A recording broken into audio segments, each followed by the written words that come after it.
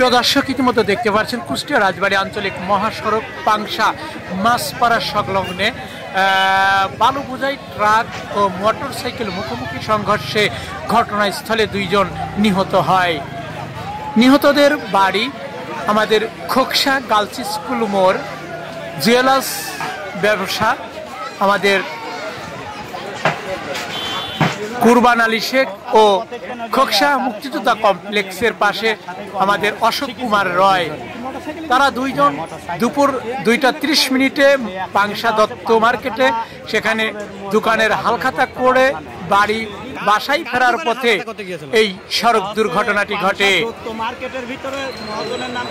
পাংশার থেকে ছেড়ে আসা এই কুরবান আলী শেখ এবং অশোক কুমার রায় তারা পাংশার থেকে মাছপাড়া সংলগ্নে আসলেই বেপরোয়া গতিতে একটি বালু বোঝাই ট্রাক খোকসার থেকে পাংশার দিকে যাচ্ছিলেন এমত অবস্থায় সজোরে ধাক্কা দেয়।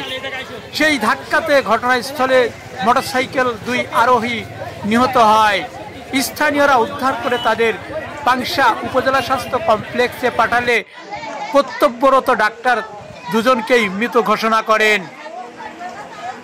মৃত 2 ব্যক্তির লাশ কিছুক্ষণ আগে অ্যাম্বুলেন্সের মাধ্যমে খোকসায় তার গ্রামের বাড়ি কমলাপুর গার্লস স্কুল মোড়ে নিয়ে আসা হয়। এ বিষয়টি এক চাঞ্চল্য সৃষ্টি হলে শত শত মানুষ দেখতে ভিড় জমায়। বিস্তারিত দেখবেন ভিডিও চিত্রে।